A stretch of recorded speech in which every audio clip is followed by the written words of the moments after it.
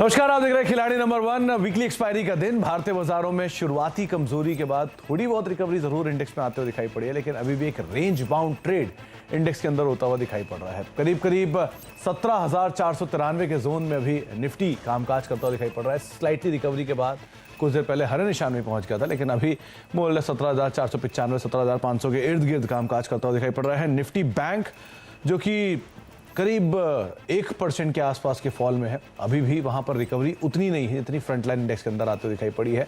आपको मेजरली आज शायद आईटी की तरफ से ज्यादा अच्छा कंट्रीब्यूशन दिखाई पड़ेगा, हैवी वेट रिलायंस की तरफ से कंट्रीब्यूशन दिखाई पड़ेगा, जिसके दम पे मार्केट लोअर लेवल से रिकवरी दिखा भी रहा है। आईटी इंडेक्स डे हाई पर कामकाज करते हुए 0.5% की तेजी है। टीसीएस, इन्फोसिस दोनों ही ऐसे इंडिसेज हैं जो कि तेजी में है और लगातार इस पूरे हफ्ते जो पार्टिसिपेशन रहा है वो रहा है रिलायंस इंडस्ट्रीज का। आज भी इंडेक्स के टॉप कंट्रीब्यूटर में इसका नाम शुमार है। टीसीएस, इन्फोसिस, एचयूएल और रिलायंस, कुछ ऐसे नाम जहां पर लोअर लेवल से एक अच्छा सपोर्ट इंडेक्स को प्रोवाइड करा रहा है। प्रेशर है आज बैंक्स में। एचडीएफसी बैंक, आईसीआईसीआई बैंक, नतीजों के बाद इंडसइंड बैंक जो कि आज दबाव के साथ कामकाज कर रहा है, जिसका एक इम्पैक्ट ओवरऑल बैंकिंग स्पेस के ऊपर आता हुआ दिखाई पड़ रहा है। बातचीत करेंगे हम, 3 खिलाड़ी हमारे साथ मौजूद हैं, उन तीनों से चर्चा करेंगे मार्केट्स को लेकर, तीनों से राय रणनीति समझेंगे उनकी इंडिविजुअल स्टॉक्स को लेकर, और साथ ही साथ बातचीत करेंगे कि कैसे इंडेक्स को लेकर वो कॉल्स ले रहे हैं, मिड कैप में उनकी रणनीति क्या है, और साथ साथ स्मॉल कैप को लेकर उनकी क्या रणनीति बन रही है। ब्रजेश आयल है, अमित सेठ है और राजन शाह है हमारे साथ इस पूरे हफ्ते पार्टिसिपेट करने के लिए। आप तीनों को ही नमस्कार, स्वागत है आपका कार्यक्रम में। रिटर्न आपकी स्क्रीन पर है, 11.5% रिटर्न के साथ ब्रजेश जी लीड कर रहे हैं, Amit ji almost neck to neck fight दे रहे हैं 10.5% रिटर्न के साथ, और राजन जिनकी एक कॉल शानदार रही, लोअर लेवल से एक बढ़िया रिकवरी, बढ़िया पुल बैक, नेगेटिव से पॉजिटिव 4% के रिटर्न के साथ अब राजन ट्रेड करते हुए दिखाई पड़ रहे हैं। टॉप कॉल्स में आपको अमित की ऑल कार्गो लॉजिस्टिक दिखाई पड़ेगी, करीब 3-3.5% का रिटर्न वहां से आता हुआ दिखाई पड़ा, और साथ साथ राजन की तरफ से अनुपम रसायन करीब 2.5% के आसपास का कॉन्ट्रीब्यूशन वहां से देखने को मिला। 805 रुपए के टारगेट उन्होंने इसमें दिए थे। आप तीनों को नमस्कार, स्वागत है आपका कार्यक्रम में।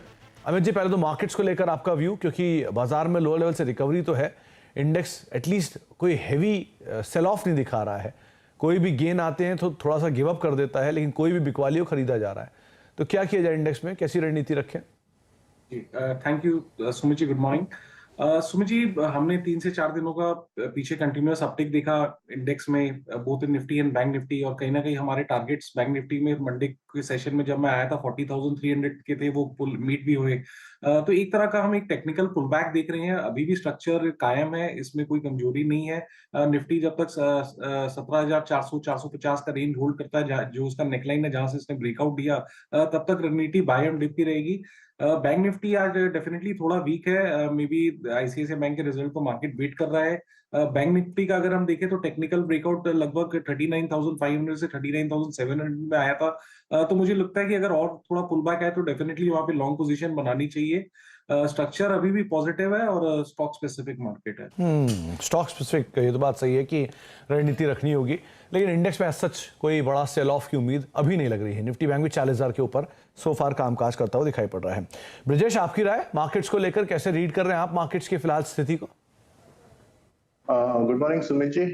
तो मार्केट में ओवरऑल हम ये देख रहे हैं कि एक रेंज ब्रेकआउट जो एक्सपेक्ट कर रहे थे, वो रेंज ब्रेकआउट हमने ये वीक में देखा है। तो बेसिकली कल के दिन हमने देखा कि 17,600 के पास मार्केट जाके भी आया, बट कहीं ना कहीं थोड़ा सा प्रॉफिट बुकिंग का प्रेशर था मार्केट में, मे बी एक्सपायरी या ग्लोबल सिनेरियो को लेते हुए थोड़ा सा प्रेशर बिल्ड हुआ। कल ऑब्जर्वेशन में ऐसा है कि निफ्टी फ्यूचर डिस्काउंट में बंद हुआ, एडवांस डिक्लाइन रेशियो भी थोड़ा बहुत इट वाज नेगेटिव की तरफ ही था। तो यही एक रीजन था कि मुझे लगता है कि कल के दिन थोड़ा सेलिंग प्रेशर देखने को मिला था। नीचे की तरफ 17,300 17,400 ये जोन है जहां से ब्रेकआउट आया था। आज वही जोन से आज मार्केट ने सपोर्ट लेके चला है। तो मुझे लगता है जैसे 17,600 के ऊपर ट्रेड करना चालू करता है निफ्टी, तो मुझे लगता है एक तेजी का माहौल बनेगा ओवरऑल मार्केट में। हो सकता है एक्सपायरी के बाद या मंथली एक्सपायरी के बाद बने, बट डेफिनेटली एक तेजी का माहौल है। नीचे काफी रेंज के बाद ये ब्रेकआउट हुआ, तो मुझे लगता है कि अपसाइड बायस ही रहेगा।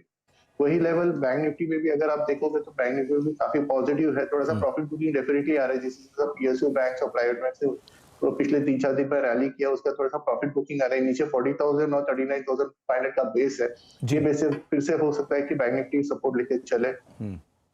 शॉर्ट टर्म में मैं बैंक निफ्टी और निफ्टी दोनों पे ब्रेकआउट एक्सपेक्ट कर रहा हूँ। तेजी का ही माहौल है, तो तेजी का माहौल रहेगा, ब्रेकआउट की उम्मीद यहाँ पर ब्रजेश जी लगा रहे हैं। राजन, आपका व्यू इंडेक्स को लेकर? Good morning everyone. जिस हिसाब से मार्केट का स्ट्रक्चर है, कल अपने 17,600 तक गए थे और आज अपने लो लगाया है 17,380 के आसपास का लो लगाया। तो ओवरऑल अगेन एक मार्केट जो है तेजी में और कंसोलिडेशन फेस कर करके आगे बढ़ रहा है। तो एज ऑफ नाउ मार्केट जो लग रहा है वो ऊपर की तरफ जाएगा, जहां पे 17,570 और दूसरा टारगेट 17,650 ये कल तक आना चाहिए, ऐसा दिख रहा है। ओवरऑल स्ट्रक्चर साइडवेज है, परंतु यहाँ पे एक क्या कहते हैं कि मंदी जो है वो एक लिमिटेड रहेगी और एवरी डिप पे बाइंग आती जाएगी और मार्केट जो है 17,650 के और आगे बढ़ रहा हो ऐसा दिख रहा है। और बैंक निफ्टी की बात करते हैं तो बैंक निफ्टी जो है अराउंड 40,000 के आसपास ट्रेड हो रहा है। बैंक निफ्टी थोड़ी वीक लग रही है एज कम्पेयर टू निफ्टी और यहाँ पे 39,750 के आसपास का सपोर्ट एरिया है। तो यहाँ पे 39,750 के स्टॉप लॉस से बैंक निफ्टी में भी बाई जाना चाहिए। टारगेट यहाँ पे 40,350 और 40,500 के दो टारगेट आ सकते हैं और मेरे हिसाब से निफ्टी के अंदर थोड़ा कंफर्ट अच्छा दिख रहा है। ओके, तो इंडेक्स में तीनों ही जानकार कंफर्टेबल है, बहुत ज्यादा सेलिंग की उम्मीद नहीं है और कोई भी डिप में आप खरीदारी करके चल सकते हैं, ये सो फार एक कंसेंसस बन रहा है। शुरुआत करते हैं, तीनों खिलाड़ी दो दो कॉल ले सकते हैं। तो ब्रिजेश जी, पहली कॉल आपकी तरफ से। सुमित जी, मैं भारतीय एयरटेल पे बाय लेना चाहूंगा करंट मार्केट प्राइस पे जो चल रहा है। भारतीय में मैंने एक भारतीय एयरटेल जो है सपोर्ट लेके चला था, कल के दिन में एक साइडवेज मुद्दा जो हम ब्रीदर करके बोलते हैं, तो उसके बाद मुझे लगता है फिर से उसका मोमेंटम 786 चल रहा है भारतीय, तो मैं 786 के प्राइस पे लेके इसका स्टॉप लॉस रहेगा 774 और 821 का टारगेट के लिए मैं इसे लॉन्ग करना चाहूंगा। ओके, तो भारतीय एयरटेल 821 के टारगेट्स के लिए आप लॉन्ग साइड पर जा सकते हैं। ब्रिजेश जी की तरफ पहली कॉल 774 का एक स्टॉप लॉस मेंटेन करेंगे। अमित जी, आपकी तरफ से पहली कॉल। जी सुमित जी, मेरी पहली कॉल रहेगी। यार डिफेंस सेक्टर काफी अच्छा कर रहा है। भारत डायनेमिक लिमिटेड करंटली इसका प्राइस है 939 का। स्टॉक में एक अच्छा अपटिक देख रहे हैं, सारे शॉर्ट टर्म मूविंग एवरेजेस के ऊपर ट्रेड कर रहा है। तो भारत डायनेमिक में एक बाय कॉल, टारगेट रहेगा 990 का और स्टॉप लॉस रहेगा 910 रुपए का। 990 का स्टॉप का टारगेट, 910 का एक स्टॉप लॉस। लॉन्ग साइड पे आप जाएंगे भारत डायनेमिक्स में। फिलहाल डीआई पे कामकाज करते हुए 25 रुपए की तेजी है, तेजी और कैरी फॉरवर्ड होगी। 990 का टारगेट और करीब करीब 910 का एक स्टॉप लॉस यहां पर आप मेंटेन कर सकते हैं। राजन सर, आपकी तरफ से पहली कॉल। मेरे तरफ से दीपक फर्टिलाइजर बाई करने का रहेगा। 1038 के आसपास ट्रेड हो रहा है। स्टॉप लॉस यहाँ पे रहेगा 970 का, टारगेट रहेगा 1120। दीपक फर्टिलाइजर 1120 रुपए के टारगेट्स के लिए वैसे भी नया हाई बना रहा है। नंबर्स रोबस्ट आए थे लास्ट क्वार्टर के और उसके बाद से स्टॉक ने तेजी पकड़ी। 970 रुपए का एक स्टॉप लॉस और 1100 रुपए के ऊपर के टारगेट्स के लिए आप दीपक फर्टिलाइजर के ऊपर दाव लगा सकते हैं। ब्रिजेश सर, आपकी तरफ से दूसरी कॉल। दूसरा जो मैं देख रहा हूँ मोमेंटम में यूपीएल में देख रहा हूँ, मुझे लग रहा है कि यूपीएल में ट्रेडिंग मूव बन सकता है। 696 का रेंज है जहाँ पे मैं बाय लेना चाहूंगा और उसका स्टॉप लॉस रहेगा 685 और ऊपरी तरफ 727। तो ये एक trading kind of bounce back मैं एक्सपेक्ट कर रहा हूँ, तो मेरा पॉजिटिव व्यू है यूपीएल की। United phosphorus limited, UPL limited के ऊपर आप ध्यान रखेंगे। करीब करीब 727 रुपए का एक टारगेट रहेगा। 685 का एक स्टॉप लॉस मेंटेन करेंगे। 696-97 के स्तरों पे कामकाज कर रहा है और लॉन्ग साइड पे ब्रिजेश सर इस पे कॉल देख रहे हैं। दोनों ही कॉल निफ्टी 50 स्टॉक्स के अंदर, यूपीएल और भारतीय एयरटेल, जहां पर आप लॉन्ग जा सकते हैं। अमित सर, आपकी तरफ से दूसरी call. Sumit ji, second call first half या सेकंड हाफ में दूंगा थोड़ा। ओके, चलिए, तो दूसरी कॉल के लिए फिलहाल वेट करेंगे, लेकिन एक कॉल जब तक दी गई है वो है भारत डायनेमिक्स, करीब 990 रुपए टारगेट्स के लिए। 910 का एक स्टॉप लॉस यहां पर आप मेंटेन कर सकते हैं। अमित जी की इकलौती कॉल सो फार है। राजन सर, आपकी तरफ से दूसरी कॉल। मेरे तरफ से दूसरा बाय रहेगा सुमितोमो केमिकल बाय की और रहेगा 525 के आसपास ये काउंटर ट्रेड हो रहा है। करंट रेट से लॉन्ग जाने का रहेगा। स्टॉप लॉस यहाँ पे रहेगा अराउंड 508 के आसपास का स्टॉप लॉस रहेगा। टारगेट यहाँ पे रहेगा 550 का। 550 का टारगेट, 508 का एक स्टॉप लॉस आप मेंटेन कर सकते हैं सुमितोमो केमिकल के अंदर। राजन सर, दोनों call fertiliser and chemical space से। आपने दीपक फर्टिलाइजर चुना, उसका भी मेजर रेवेन्यू में एक हिस्सा केमिकल का है और साथ साथ सुमितोमो केमिकल, ये भी मेजर केमिकल में है। एक और कॉल यूपीएल आई, वो भी एग्रो केमिकल में। ऐसा क्या हो रहा है केमिकल स्पेस में? यहाँ पे एक ओवरऑल आप स्ट्रक्चर देखोगे तो यहाँ पे कावेरी सीड्स जो है वो भी एक बाई साइड के अंदर एंट्री ले रहा है। कोरोमंडल जो है वो भी एक बाई साइड के अंदर एक कंसोलिडेशन फेस कंप्लीट करके ले रहा है एंट्री। तो एज ऑफ नाउ जिस हिसाब से एक पूरा जो केमिकल सेक्टर था वो कंसोलिडेशन फेज में था और एक रिजल्ट सीजन आ रही है, तो वो अच्छे रिजल्ट आ रहे हैं, तो उसके हिसाब से यहाँ पे ओवरऑल सब काउंटर्स अच्छे दिख रहे हैं। और जैसे ये दीपक फर्टिलाइजर है वो near to life time high के आसपास चल रहा है, तो ये इजी रहता है कि काउंटर जब लाइफ टाइम हाई के आसपास रहता है तो 5-10% की छलांग आराम से वो लगा लेता है, तो उसके लिए इसको सिलेक्ट किया है। और सुमितोमो केमिकल्स जो है वो भी एक अच्छी कंपनी है, और एक आप देखोगे कि जापानीज प्रमोटर हो गए इसके, और near to life time high ये भी एक ट्रेड हो रही है, तो दोनों को इसके लिए सिलेक्ट किया है। अब ब्रजेश सर, दोनों निफ्टी के स्टॉक लेने की वजह, आपके पास मिड कैप का ऑप्शन था, ब्रॉडर मार्केट्स में जाने का ऑप्शन था, फिर भी आपने निफ्टी फ्रंटलाइन स्टॉक्स चुने, क्यों? नहीं, क्योंकि मैं भारती को काफी दिन से वॉच कर रहा था, ये मेरे लिस्ट पे था काफी दिनों से, तो मुझे लग रहा है कि जिस हिसाब निफ्टी, मुझे आज भी लग रहा है कि अगर मैं निफ्टी का अगर आज प्लस में भी देखता हूँ 150 पॉइंट निफ्टी पे, तो मैं आई वोंट बी सरप्राइज। तो मुझे लग रहा है कि मोमेंटम काफी स्ट्रांग है, सिर्फ वीकली एक्सपायरी के चलते ही थोड़ा सा प्रेशर है, क्योंकि मुझे लगता है दिवाली जो आते आते एक तो अच्छा खासा एक तेजी देखने को मिलना चाहिए मार्केट में, तो वो तेजी आपको निफ्टी में ही, और जिसमें लाइक आपको लिक्विडिटी मिलती है, काम करने को मिलता है, तो ये यही स्टॉक्स है जहाँ पे आपको चर्निंग काफी इजीली होता है। तो मैं उस पॉइंट ऑफ व्यू से मैं निफ्टी के स्टॉक्स पे ट्रेड कर रहा हूँ। ओके, तो निफ्टी के दोनों शेयर चुने गए हैं। इसमें एक नाम है भारती एयरटेल और दूसरा नाम है यूपीएल। डे हाई पर यूपीएल कामकाज करते हुए 3% की तेजी यहां पर भी है, और भारतीय एयरटेल में भी आप खरीदारी करके चल सकते हैं करीब करीब 821 रुपए के टारगेट्स के लिए। वैसे ही भारतीय एयरटेल अपने नए हाईस पे ब्रीच कर रहा है, तो उसको भी आप आधार मानेंगे। 821 का टारगेट, 774 रुपए का एक स्टॉप लॉस यहाँ पर मेंटेन करके चल सकते हैं। आगे भी हम तीनों जानकार के पोर्टफोलियो पर नजर डालेंगे, कुछ और स्टॉक्स पर चर्चा करेंगे, लेकिन उससे पहले एक और इंपॉर्टेंट अपडेट, खासतौर से गुजरात से, जहां पर एक डिफेंस एक्सपो चल रहा है। रत्नमणि मेटल्स अब ब्रह्मोस मिसाइल को पाइप सप्लाई करेगी। डिफेंस एक्सपो में कंपनी के जनरल मैनेजर अलकेश शर्मा ने सीएनबीसी आवाज से बातचीत में कहा कि कंपनी की जल्द ही कई बड़े डिफेंस से जुड़े क्लाइंट को कच्चा माल सप्लाई करेगी। अलकेश से खास बातचीत की हमारे सहयोगी केतन जोशी ने, आपको सुनवाए थे। रत्नमणि मेटल्स जो कि इंडस्ट्रियल पाइप के लिए जानी जाती है, लेकिन ब्रह्मोस मिसाइल के लिए जो पहले पाइप रसिया से इंपोर्ट होता था, लेकिन अब वो रत्नमणि मेटल गुजरात की फैक्ट्री में वो पाइप बना रही है। रक्षा क्षेत्र में क्या है कंपनी की योजना, वो बताने के लिए अलकेश शर्मा हमारे साथ मौजूद है, एजीएम रत्नमणि। सर बताइए कि आपका डिफेंस में क्या क्या सप्लाई करने का अभी प्लान चल रहा है, अभी आप किस किस को सप्लाई कर रहे हैं?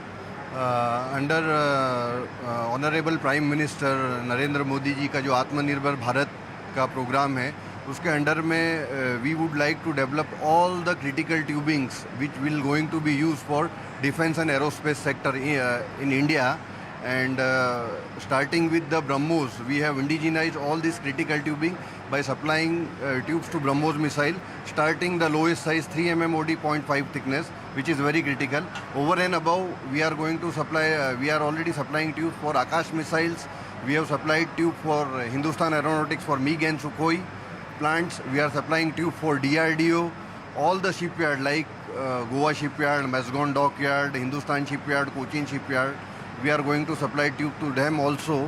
We have already supplied very high pressure tube using for submarines to Indian navies from our end, and in future we would like to go with latest NEDCAP certification to Boeing, Airbus, Safran and GE Aviation for all kind of critical tubing from our end.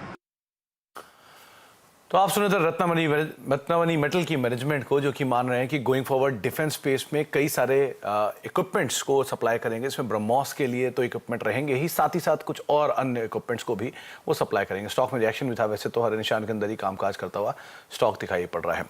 एक break का वक्त हो गया है, break के बाद लौटते हैं, कुछ और ऐसे ही अहम इंटरव्यूज और साथ साथ हमारे पोर्टफोलियो जो तीनों खिलाड़ियों का है उस पर हम चर्चा करेंगे ब्रेक के उस पर।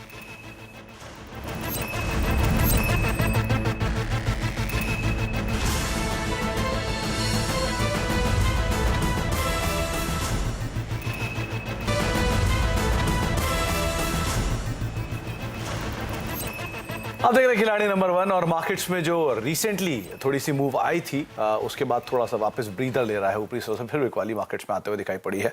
करीब करीब 17,478 के स्तरों पर इंडेक्स अभी ट्रेड कर रहा है। निफ्टी बैंक प्रेशर में है और वही प्रेशर इंडेक्स के ऊपर माउंट कर रहा है, लेकिन जानकार मान रहे कि कोई बड़ा सेल ऑफ नहीं है। कोई भी सेल ऑफ आता है तो आप उसमें खरीदारी करके चल सकते हैं। तीनों खिलाड़ियों से हम बातचीत कर रहे हैं। ब्रिजेश आयल हैं, हमारे साथ राजन शाह हैं और साथ ही साथ अमित सेठ हैं। तीनों में से दो खिलाड़ियों ने दो कॉल दी हैं। अमित के पास शायद अभी एक कॉल आई है, तो अमित आप अभी कॉल देना चाह रहे हैं, कौन सा कॉल आपने चुनी है? जी मेरा ये रिपीट कॉल रहेगा। मंडे को भी मैंने दिया था Godfrey Phillips, it did well. उसके बाद स्टॉक ने एक पुल बैक दिखाया। मुझे लगता है कि अपटिक इसमें वापस स्टार्ट हो जाएगा गॉडफ्रे फिलिप में। करंटली प्राइस है 1397 का इसका। बाय की सलाह है। टारगेट्स रहेंगे 1475 के और स्टॉप लॉस रहेगा 1370 रुपए का। गॉडफ्रे फिलिप्स 1475 रुपए के टारगेट्स के लिए आप खरीदारी करेंगे। 1370 का एक स्टॉप लॉस यहां पर मेंटेन कर सकते हैं। ये रिसेंटली आईटीसी के मूव को शायद रेप्लिकेट करता हुआ दिखाई पड़ सकता है, तो उस लिहाज से आप नजर रखें, क्योंकि आईटीसी के अलावा कोई दूसरा सबसे बड़ा सिगरेट मेकर है तो गॉडफ्रे फिलिप्स है, तो उस लिहाज से भी आप इस पे नजर बनाकर रख सकते हैं। अच्छा, तो तीन खिलाड़ियों की दो कॉल जो है वो हमारे पास आ चुकी है, तो अब तीनों खिलाड़ियों का पोर्टफोलियो जो है वो देख लेते हैं। सबसे पहले ब्रिजेश का पोर्टफोलियो आपकी स्क्रीन पर है। वी गार्ड 266 रुपए के टारगेट्स के लिए आप खरीदारी करेंगे, 250 का एक स्टॉप लॉस। भारतीय एयरटेल 821 रुपए के टारगेट्स के लिए उन्होंने खरीदारी की राय दी है, 774 का स्टॉप लॉस। और यूपीएल 727 रुपए के टारगेट्स के लिए आप खरीदारी करेंगे, करीब 685 का एक स्टॉप लॉस मेंटेन कर सकते हैं। Contribution wise V Guard flat to negative है, Bharti Airtel flat to positive है और यूपीएल करीब फ्लैटिश टोन पे ही कामकाज करता हुआ दिखाई पड़ रहा है। इसके अलावा अमित सेठ की तरफ से जो दो कॉल्स उन्होंने ऐड की हैं उसमें से एक भारत डायनेमिक्स है 990 रुपए के टारगेट्स के लिए, और गॉडफ्रे फिलिप्स करीब 1475 रुपए के टारगेट्स के लिए खरीदारी करेंगे, 1370 का एक स्टॉप लॉस मेंटेन कर सकते हैं। कंट्रीब्यूशन वाइज 0.5% कंट्रीब्यूशन है भारत डायनेमिक्स में, Godfrey Phillips flat to positive side पर कामकाज करता हुआ दिखाई पड़ रहा है। राजन शाह के पोर्टफोलियो में उन्होंने माझगांव डॉक को ऑलरेडी ऐड कर रखा था 700 रुपए के टारगेट्स के लिए, लेकिन नया नाम है दीपक फर्टिलाइजर 1120 के टारगेट्स के लिए, और सुमितोमो केमिकल करीब 550 रुपए के टारगेट्स के लिए खरीदारी करेंगे, 508 का एक स्टॉप लॉस मेंटेन कर सकते हैं। Contribution wise flat to positive है सुमितोमो, फ्लैट टू नेगेटिव है दीपक फर्टिलाइजर, और माझगांव डॉक करीब 1% का नेगेटिव कंट्रीब्यूशन के पोर्टफोलियो में दे रहा है। तीनों ही खिलाड़ियों का रिटर्न आपकी स्क्रीन पर आएगा। लीड कर रहे हैं अब अमित सेठ करीब 13.5% के रिटर्न के साथ, 9.5% के रिटर्न के साथ नेक टू नेक फाइट है ब्रिजेश आयल की, और राजन शाह करीब 5% के पॉजिटिव कंट्रीब्यूशन के साथ या रिटर्न के साथ उनका पोर्टफोलियो भी काम कर रहा है। एक स्टेबल पोर्टफोलियो तीनों खिलाड़ियों की तरफ से आता हुआ दिखाई पड़ रहा है, लेकिन अभी एक दिन और 1.5 दिन रादर बाकी है, 1.5 सत्र बाकी है, तो देखते हैं कैसे ये सेकंड हाफ कामकाज करता हुआ दिखाई पड़ता है। आप तीनों का बहुत बहुत शुक्रिया, ब्रिजेश आपका भी, अमित आपका भी, राजन आपका भी हमारे साथ मौजूद रहने के लिए, और उम्मीद करते हैं कि मिड कैप स्मॉल कैप की मूव या इंडेक्स की मूव जो है आपके रिटर्न्स को और बेहतरीन बढ़ता हुआ दिखाई पड़े। अब बात करते हैं डिफेंस एक्सपो में ही एक और अहम कंपनी की, वो है एस्ट्रा माइक्रोवेव प्रोडक्ट्स, जिसने कई रडार सिस्टम प्रदर्शित किए हैं। कंपनी की ऑर्डर बुक और योजनाओं पर एमडी गुरुनाथ रेड्डी के साथ खास बातचीत की संवाददाता केतन जोशी ने, वो भी सुनवाते हैं आपको। एस्ट्रा माइक्रोवेव के एमडी रेड्डी साहब इस वक्त हमारे साथ है। रेड्डी साहब, हमने डिफेंस एक्सपो में यहाँ क्या क्या खास उपकरण है वो शोकेस किए हैं? We are exhibiting a lot of radar systems and critical components and subsystems for radars, missile electronics, electronic warfare, and a couple of metrology products we are exhibiting in this. जिस तरह से हम अब आत्मनिर्भर होने जा रहे हैं डिफेंस क्षेत्र में, तो आपकी कंपनी को इंडिविजुअल हम देखें तो ऑर्डर बुक में क्या विदेश से भी ऑर्डर बुक आ रहे हैं? अभी हमारी ऑर्डर बुक कितनी बड़ी है? Yeah, presently our order book is close to about 1,800 crores. Within this, the exports are close to about 700 crores. And going forward, we'll be concentrating more in the domestic market. But otherwise, we are a very critical export player, especially to the countries like Israel kind of thing. And in the export market, mostly we are exporting products for radar applications and EW applications. And this trend will continue. हमसे बात करने के लिए शुक्रिया। Thank you. तो extra microwave के management को आप सुन रहे थे। स्टॉक फिलहाल 1-1.25% नीचे कामकाज कर रहा है, फ्लैटिश टोन पर ज्यादा कामकाज कर रहा है, लेकिन एक तरफा तेजी स्टॉक ने हाल फिलहाल में दिखाई थी। बढ़िया ऑर्डर बुक, एक्सपोर्ट ऑर्डर्स और साथ साथ कई सारे ट्रिगर्स और भी स्टॉक के लिए कामकाज कर रहे हैं, जिसके इज़हार पर ये शेयर चला भी था। तो फिलहाल अब खिलाड़ी नंबर 1 को तो यहीं समेटेंगे, लेकिन जाने से पहले एक और खास बातचीत जो कि आज आप सुनने वाले हैं। मोतीलाल ओसवाल सिक्योरिटीज में कंपनी के मैनेजमेंट हमारे साथ मौजूद रहेंगी, रामदेव अग्रवाल, और साथ ही साथ मोतीलाल ओसवाल साहब से बातचीत की नीरज वाजपेयी ने। आज उसके पूरी बातचीत जो है वो आप सुनेंगे आज दोपहर में 1:30 बजे, खासतौर से बाजार को लेकर, इकोनॉमी को लेकर और गोइंग फॉरवर्ड अर्थव्यवस्था की सिचुएशन कैसे रहने वाली है, इंडेक्स कहाँ जाने वाला है, और बहुत सारे अहम बातचीत